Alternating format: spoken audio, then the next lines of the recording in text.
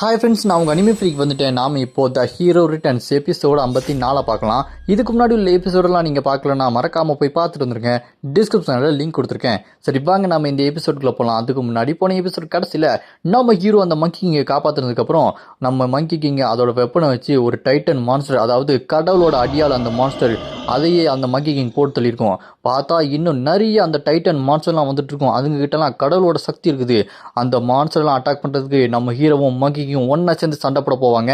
அதோட போன எபிசோடு முடிஞ்சிருக்கும். வாங்க நம்ம இந்த எபிசோடில் என்ன நடக்குதுன்னு பார்க்கலாம். இந்த எபிசோடு ஸ்டார்டிங்கில் சும்மா நம்ம ஹீரோ மிட் டிராகன் மேலே பறந்துட்டு இருக்கிற எல்லா டைட்டனையும் சும்மா சரசரன்னு வெட்டி வீசிட்டு போய்கிட்டே இருப்பான். அதை பார்த்துட்டு அந்த டைட்டன் மான்ஸ்டரும் என்னடா அவன் தலையை துண்டா வெட்டிட்டு போயிட்டான் அப்படின்னு சொல்லிட்டு இவனை விடக்கூடாதுன்னு சொல்லிட்டு அட்டாக் பண்ண ரெடியாக இருப்பாங்க. அப்போ நம்ம ஹீரோ அவனோட மிகப்பெரிய ஸ்பியரை அப்படி வெளியே கொண்டு வந்துட்டு அந்த டைட்டன் மான்ஸ்டர் எல்லாத்தையுமே பார்த்துட்டு நீங்களாம் கடவுளோட மான்ஸ்டர் அப்படின்னு சொல்லிட்டு கேள்விப்பட்டேனே, கொஞ்சம் இதாக இருந்தது. ஆனால் நீங்களாம் ஒரு மேட்ரே இல்லை, உங்கள் எல்லாத்தையுமே நான் அசால்ட்டாக கொள்வேண்டா அப்படின்னு நம்ம hero wave sphere explosion style அப்படின்னு சொல்லிட்டு ஓங்கி ஒரு அடியை போடுவான் பாருங்க. அவ்வளோதான், எல்லா டைட்டையும் நம்ம ஹீரோ அப்படி வெட்டி வீசிட்டு இருப்பான். அப்படியே இந்த பக்கம் அந்த மங்கி இங்கே பார்த்தா என்னது இதுதான் மங்கி கிங்கோட பவரா அப்படின்னு சொல்லிட்டு பார்த்தா இருக்கிற டைட்டன் தலை முண்டம் எல்லாமே தனித்தனியாக பிச்சு போட்ட மாதிரி கொதறி போட்டு வச்சிருப்பான் அந்த மங்கி கிங்கு. எல்லா டைட்டனும் செத்து கிடக்கும். மங்கி கிங் அசால்ட்டாக நின்றுருப்பான். முடிஞ்சுதா, சரி நான் போய் இங்கேருந்து கிளம்பலாமா அப்படின்னு சொல்லிட்டு அந்த மங்கி கிங் கேட்டோன்னே அந்த மங்கி கிங்கை பார்த்த நம்ம ஹீரோ நான் நினச்சதை விட அவன் ரொம்பவே சக்தி வாய்ந்தவனாக இருக்கான் அப்படின்னு சொல்லும்போது அங்கே பார்த்தா மங்கி கிங்கு மேகத்தில் பறந்து போயிட்டு இருப்பாங்க. அப்புறம் நம்ம ஹீரோ டிராகனில் பறந்து போயிட்டு இருக்கும்போது இப்போ நம்ம எங்கே போயிட்டு இருக்கோம், இது எந்த உலகம் அப்படின்னு சொல்லும்போது அதுக்கு மங்கி கிங் இதுதான் சொர்க்கத்தோட வாசல், இங்கே தான் கடவுள் எல்லாம் இருப்பாங்க, ஆனால் இதை தாண்டி தான் நம்ம போகணும் அப்படின்னு அங்கே நம்ம ஹீரோவை அந்த இடத்துலேருந்து தாண்டி ஒரு பேலஸ் மாதிரி இருக்கும். அந்த பேலஸ் இடத்துக்குள்ள அந்த மங்கி கிங் கூட்டு போகும்போது வா இங்கே வா, ஆனால் பார்த்து நட, மரக்கட்டையெல்லாம் பழசு அப்படின்னு சொல்லும்போது நம்ம ஹீரோ என்னது இது, இங்கே என்ன இடம் அப்படின்னு சொல்லிட்டு ஒரு மாதிரி முடிச்சுக்கிட்டே உள்ளே போவான். அப்போ அங்கே மங்கி இங்கே ஒரு வயசானவன் இருக்கிறான், ஆனால் அவன் கொஞ்சம் கோவக்காரனாக இருப்பான், கண்டுக்கிடாத, நான் வந்துட்டேன்டா அப்படின்னு சொல்லிட்டு மங்கி கதை திறந்துட்டு உள்ளே போனால் அங்கே நிற்கிறது நம்ம ஹீரோ பார்த்த உடனே யார் இது, இவர் பார்க்கறதுக்கே செம ஸ்ட்ராங்காக இருக்காரு சொல்லும்போது மங்கி இவன் தான் என்னோட பிரதரு, இவன் கொஞ்சம் சிடு தான் இருப்பான், கண்டுக்காத அப்படின்னு சொல்லும்போது அங்கே நம்ம ஹீரோ அங்கே பார்த்தா முன்னாடி கொம்பு வச்சுட்டு ஒருத்தர் அப்படியே உட்காந்துட்டு இருப்பாரு. இவர் யாரு, இவர் பார்க்கறதுக்கு பயங்கரமாக இருக்காரு அப்படின்னு சொல்லும்போது அதுக்கு மங்கி ஆமாம் இவன் தான் எனக்கு நிறைய விஷயத்த சொல்லி கொடுத்தான், ஒரு மாஸ்டர் ஒரு பிரதர் மாதிரி எல்லாமே வந்தான் அப்படின்னு சொல்லும்போது அவன் நீ என்னோட பிரதரை காப்பாத்திருக்கியா, ரொம்ப நன்றி அப்படின்னு சொல்லும்போது பார்த்தா இவன் ஒரு ஆக்ஸ் டீமன் கிங்கு, டீமனுக்கு எல்லாமே ராஜா, நீ என்னோட பிரதரை காப்பாத்திருக்க, உனக்கு நான் எப்போவுமே நன்றி சொல்லுவேன் அப்படின்னு சொல்லிட்டு அவங்க உட்காந்து காஃபி குடிச்சிட்டே அப்படி பேசிட்டு இருப்பாங்க. அப்போ அந்த டீமன் கிங் நம்ம ஹீரோ கிட்ட உன் பேர் என்ன அப்படின்னு சொல்லிட்டு விசாரிச்சுட்டு இருப்பாங்க.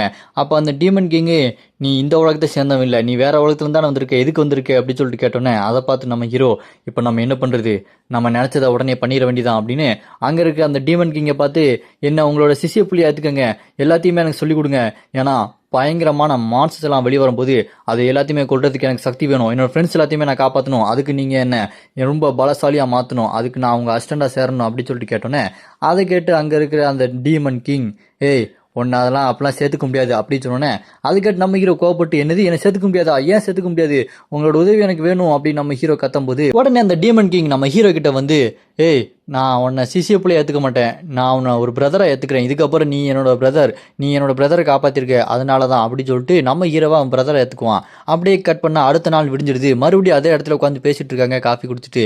அப்போ நம்ம ஹீரோ பார்த்து டீமன் என்ன நல்லா தூங்குனியா, சரி இப்போ நம்ம அடுத்த கட்ட வேலைக்கு போகலாமா அப்படி சொல்லிட்டு இருக்கும்போது அங்கே பார்த்து அந்த டீமன் கிங் பக்கத்தில் இருக்க அந்த மங்கி கிங் நீ என்னோட பிரதரா மாறிட்டியா, இதுக்கப்புறம் நீ என்னோட எங்கர் பிரதர், உன்னை பிடிச்சி நான் எப்படி போட்டு நசுக்க போகிறேன் பாரு அப்படின்னு நம்ம ஹீரோ பிடிச்சி விளாண்டுட்டு இருப்பான் மங்கி கிங்கு.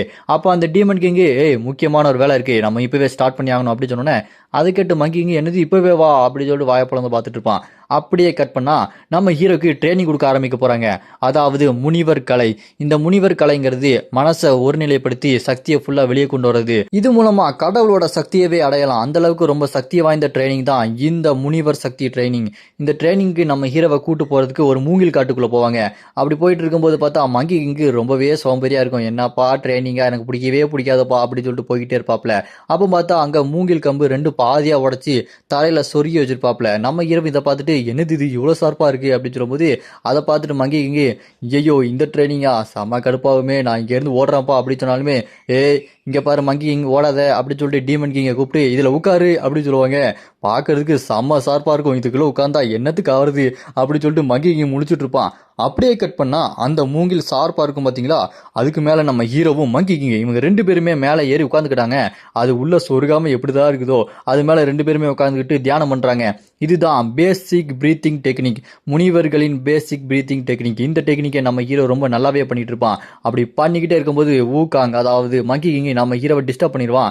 ஜஸ்ட் மிஸ் கொஞ்சம் தான் உள்ள இறங்கியிருக்கும். டேய் மங்கி கிங் கொஞ்ச நேரம் சும்மா இருந்து தொலையாண்டா, இது கும்பி பாகண்டா, உள்ள ஏறிச்சுட்டு அவ்வளோதான்டா அப்படின்னு நம்ம ஹீரோ திட்டிட்டு இருப்பான்.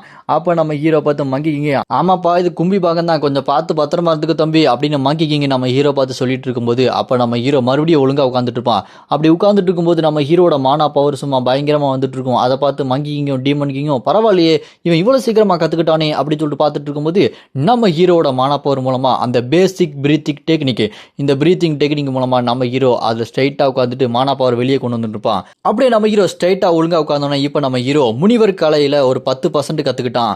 நம்ம ஹீரோ அதை பார்த்துட்டு பரவாயில்லையே பேசிக் கத்துக்கிட்ட உடனே 10% வந்துருச்சா, இப்போ என் உடம்புல ரொம்ப மாற்றம் வருது, இந்த முனிவர் கலை மூலமா என்னோட பாடி பவர் ரொம்பவே அதிகமான மாதிரி இருக்கு, ஆனா 10%ங்கிறது கொஞ்சம் கம்மியா இருக்குது, சீக்கிரம் வர மாட்டேங்குது போலயே அப்படின்னு சொல்லிட்டு பார்த்துட்டு இருப்பான். அப்போ நம்ம ஹீரோ ஃபிளாஷ்பேக் எல்லாத்தையுமே யோசிச்சு பார்த்துட்டு அவங்களாம் சீக்கிரம் வருவாங்க.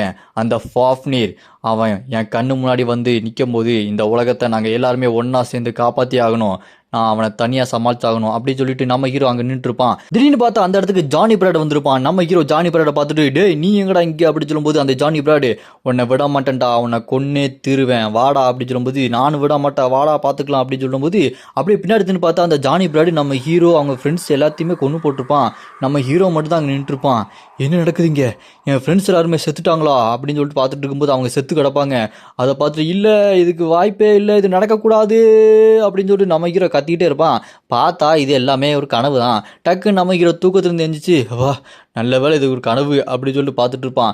அப்படியே கட் பண்ணால் அடுத்த நாள் ட்ரைனிங்கு முனிவர் கலையில் அடுத்த டெக்னிக்கு நம்ம ஹீரோ அங்கே மூங்கில் காட்டுக்குள்ளே போய் மூங்கில் எல்லாத்தையுமே அப்படி வெட்டி வீசி ட்ரைனிங் எடுத்துக்கிட்டே இருப்பான்.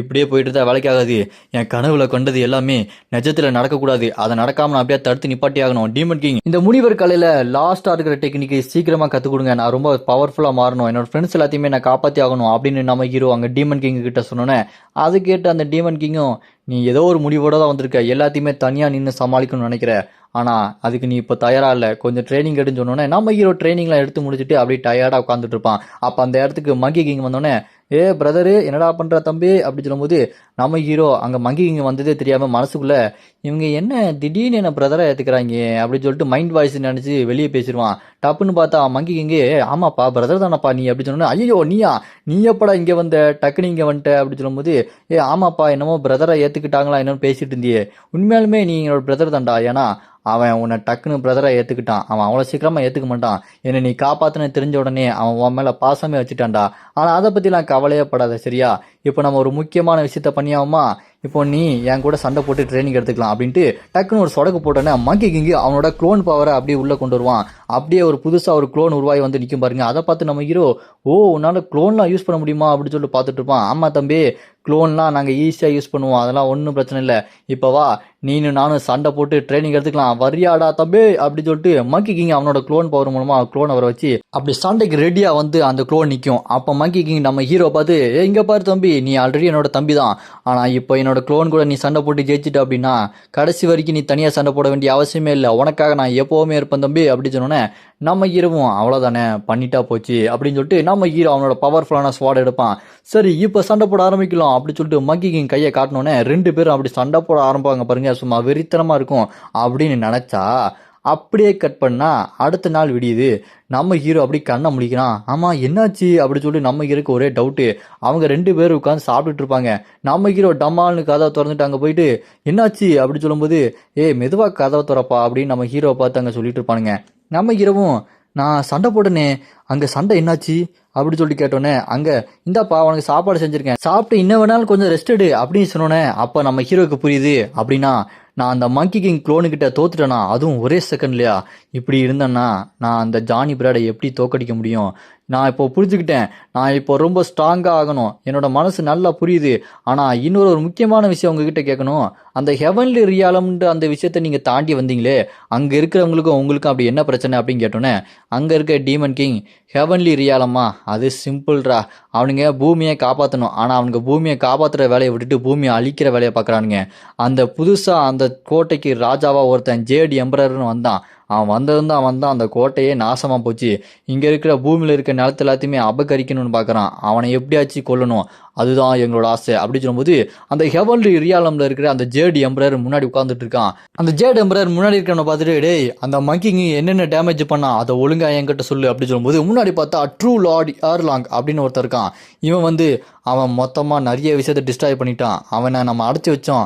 அவன் எஸ்கேப் ஆகி நிறைய டைட்டன் மான்ஸ்டரை கொண்டுட்டான் அப்படின்னு சொல்லும்போது அங்கே இருக்க சிவப்பு முடிக்காரன் இவன் மார்ஷல் ஆர்ட்ஸ் காடு. இவனோட பேர் நெசா, கிரவுண்ட் பிரின்சஸ். இந்த நெசாங்கிறவன் அப்படியா அப்படின்னா போர் ஆரம்பிக்க வேண்டியதுதான் அப்படின்னு சொல்லுவான். அதை கேட்டு அந்த ஆர்லானும், ஏய் போரில் ஆரம்பிக்க முடியாதுப்பா, அந்த மங்கி இங்கே எதிர்த்து சண்டை போடணும்னா கொஞ்சம் கஷ்டம் தான், நீ கொஞ்சம் அமைதியாரு அப்படின்னு சொன்னோன்னே அதை கேட்டு அந்த ஜேட் எம்பரர், அப்படியா அவனை நம்ம ஃப்ரீயாக விடக்கூடாது, அந்த சன் ஊக்காங்க நம்ம எப்படியாச்சும் பிடிச்சே ஆகணும், நம்ம உடனே போருக்கு ரெடி ஆகலாம், சண்டை போடலாமா அப்படின்னு சொல்லிட்டு அவன் சண்டைக்கு ரெடி ஆகிறான். அந்த ஆர்லாங் சொல்கிறத கேட்கவே மாட்டான். அப்படியே கட் பண்ணா இந்த பக்கம் பார்த்தா நம்ம ஹீரோ அவங்க ரெண்டு பேரும் நல்லா காஃபிலாம் குடிச்சிட்டு இந்த பக்கம் மறுபடியும் ட்ரைனிங் ஆரம்பிக்குது. நம்ம ஹீரோ அங்கே மறுபடியும் ட்ரைனிங்கில் மூங்கில் குச்சியில் உட்காந்துட்டு இருப்பான். அப்புறம் பெரிய கல் மூட்டை மாதிரி இருக்கும், அதை இழுத்துட்டு அப்படியே மேலே போய்கிட்டே இருப்பான். அங்கே இருக்க டீமன் கிங்கும் இதை நீ மிஸ் பண்ணக்கூடாது, பிரீத்திங் டெக்னிக்கில் இது ரொம்பவே முக்கியமான விஷயம், அதனால தொடர்ந்து நீ இந்த ட்ரைனிங் எடுத்துக்கிட்டே இருக்கணும் அப்படின்னு சொன்னபோது நம்ம ஹீரோ அப்படியே அந்த கல்லை இழுத்துக்கிட்டே போய்கிட்டு இருப்பான். அப்படியே கட் பண்ணா அந்த மங்கி கிங் க்ளோன் கூட மறுபடியும் நம்ம ஹீரோ சண்டை போட ஆரம்பிச்சிட்டான் போல. அந்த மங்கி கிங் ஓங்கி ஒரு குத்து விடுவான். டக்குன்னு நம்ம ஹீரோ அப்படி எஸ்கேப் ஆகிட்டு ஓங்கி ஒரு குத்து விடுவான் பாருங்க. அந்த குத்துல டக்குன்னு டாஜ் பண்ணிட்டு அப்படியே பின்னாடியே போவான். போயிட்டு அந்த மங்கி கிங்கு விட்டா மாட்டேன்டா உடனே அப்படின்னு சொல்லிட்டு பறந்து ஓங்கி ஒரு கிக்கு விட பார்ப்பான் பாருங்க. அடிச்ச அடியில் நம்ம ஹீரோ அப்படி பறந்து போய் மண்ணை கவிடுவான். மேலே பார்த்தா அந்த மங்கி கிங்கோட ஒரிஜினல் வெர்ஷன் மேலே உட்காந்துட்டு அதெல்லாம் பார்த்துக்கிட்டு இருப்பான். இங்கே நம்ம ஹீரோ அடிச்ச அடியில் நம்ம ஹீரோக்கு அப்படியே வாயெல்லாம் கோணிக்கும். சீக்கிரம் இன்னும் நல்லா சண்டை போடு அப்படின்னு சொல்லிட்டு கிண்டல் பண்ணிட்டு இருக்கும்போது டப்பாலும் நம்ம ஹீரோ எந்திரிச்சு பின்னாடி ஓங்கி ஒரு குத்துடலான்னு சொல்லிட்டு வேகமாக வந்துட்டு இருப்பான் பாருங்க. அப்படியே அந்த மங்கிங் க்ளோன் திரும்பி பார்ப்பான். டப்புன்னு நம்ம ஹீரோட மூஞ்சிலேயே குத்த போவான்.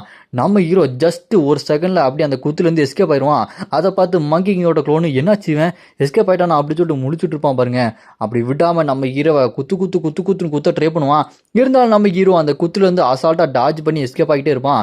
அதை பார்த்து அந்த மங்கிங்க, இதுக்கு வாய்ப்பே இல்லை, எப்படி இவன் என்னோட எல்லா அட்டாக்கையும் தடுத்து நிப்பாட்டுறான், இவ்வளோ ஸ்பீடாக இருக்குமே, இவன் தடுத்து நிப்பாட்டுறானா என்ன அர்த்தம் அப்படின்னு சொல்லி பார்த்துட்டு இருக்கும்போது நான் அவனை விட மாட்டேன் அப்படின்னு கையை முறுக்கிட்டு ஓங்கி குத்த வரும்போது அப்போ நம்ம ஹீரோட கண்ணு பச்சை கலரில் மாறும். இது என்னடா கண்ணு வித்தியாசமாக இருக்கான்னு சொல்லிட்டு பார்த்தா இதுதான் முனிவர்களின் கண்ணு. இந்த கண்ணு நம்ம ஹீரோக்கே வந்துடுச்சு. முனிவர்கள் ட்ரைனிங் எடுத்தனால நம்ம ஹீரோக்கு இப்போ முனிவர்களோட கண்ணு வந்துடுச்சு. அதனால அந்த ஸ்பீடாக குத்துற அந்த குத்து எல்லாமே நம்ம ஹீரோ அசால்ட்டாக தடுத்துட்டு இருக்கான். இதோட இந்த எபிசோடு இங்கே முடியுது. இதுக்கப்புறம் என்ன நடக்க போகுது அப்படின்றத நம்ம அடுத்த எபிசோடில் பார்க்கலாம். அந்த ஜேட் எம்பரர் நம்ம மங்கி கிங் கூட சண்டை போட போகிறான். அதெல்லாம் என்ன நடக்க போகுது அப்படின்றத நம்ம அடுத்த எபிசோடில் பார்க்கலாம். உங்களுக்கு அடுத்த எபிசோடு வேணும்னு நினச்சிங்கன்னா மறக்காம கமெண்ட்ல அப்படின்னு கமெண்ட் பண்ணுங்க. இந்த வீடியோ பிடிச்சா மறக்காம லைக் பண்ணி சப்போர்ட் பண்ணுங்க.